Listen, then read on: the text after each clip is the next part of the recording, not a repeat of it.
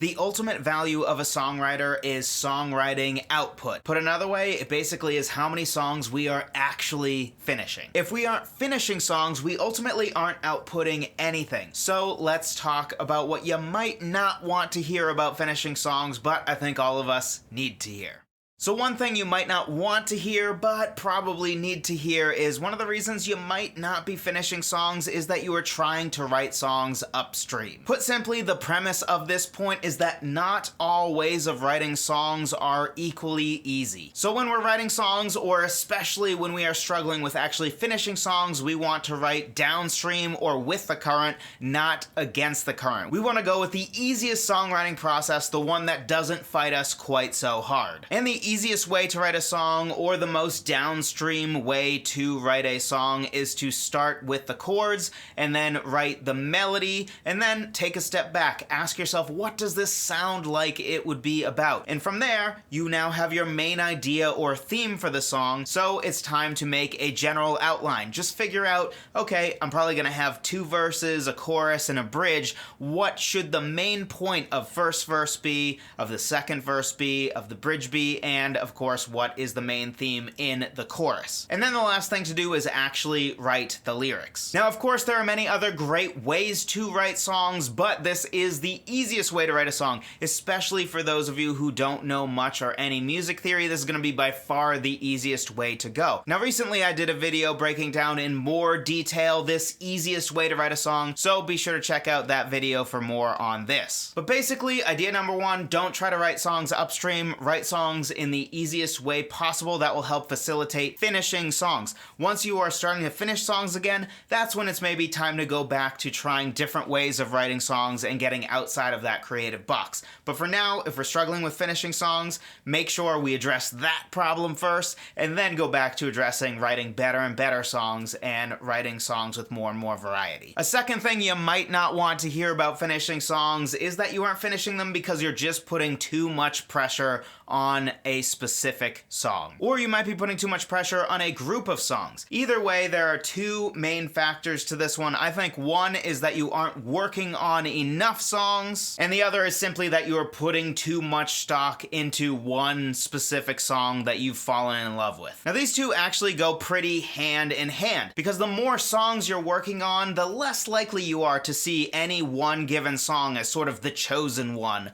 of your songs. So basically, if you're working on enough songs, you're just more likely to not put too much pressure on any one song. Because if you're working on 10 or 15 different songs all at once, and you sort of work on the chorus of this one song, and then the next day you work on the melody for this other song, then you're probably not going to feel that pressure on this song is the best song I've ever written, and I have to make it perfect, and it's the only song I'm gonna work on until I finish it. You won't have any of that because you're working on a bunch of different songs, so you're not gonna have an elevated sense of value on any one specific song. And sometimes, just like sports teams that have huge expectations going into the playoffs, having such massive expectations for your song can also be a detriment, and you can crush your song beneath the weight of your great expectations. So work on a bunch of songs at once and really resist the urge to see any one song as too much of a chosen one. And a third thing that you might not want to hear, but I think is going to be helpful to all of us, is to mix in song sprints. So some songs will simply get better with time, and the more time and effort and crafting you put into a song, the more you're gonna get out, at least to a certain degree. Of course, there's diminishing returns at some point,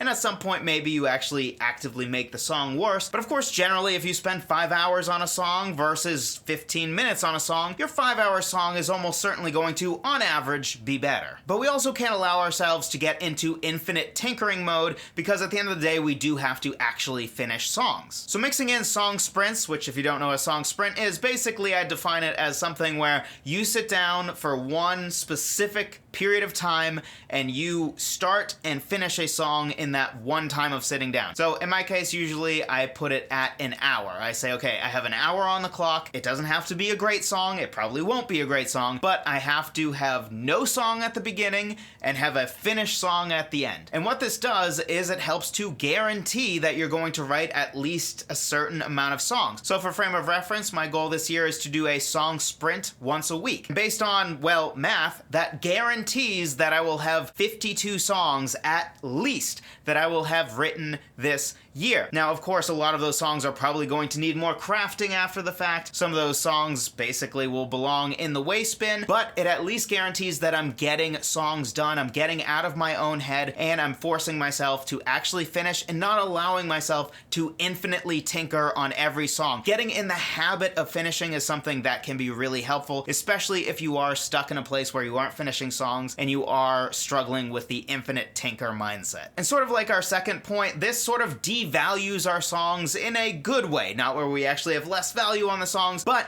think about if you finish 2 songs in a year. That's massive pressure on both of the songs. But if you know that you are finishing at least 52 songs a year, but you also know that you're going to spend more time crafting some other songs, you'll take some songs from a song sprint and then actually craft it more after the fact, taking a bare bones, kind of just okay draft of a song that you wrote in an hour, and then maybe taking 4, 5, 6 more hours to develop it into something that you can actually be proud of. But you know that the floor is set at something like 52 songs. So now you're not going to fall overly in love with any one song, you're not going to overvalue one song, and you probably are just less likely to get stuck in that infinite tinkering mindset. And something else that will help you maybe with finishing songs is getting better at starting songs in different ways that actually excite you, rather than just starting with stock chord progressions all the time, because sometimes you're just going to be more inspired by a song that maybe you started with a bass line that you thought was really sweet or a melody that you thought was hauntingly beautiful. So if you're interested in 20 different ways to start writing a song, be sure to grab my free guide. It's at songwritertheory.com/free guide. My free gift to you. Thank you so much for watching. I appreciate every single one of you. I'll talk to you in the next one.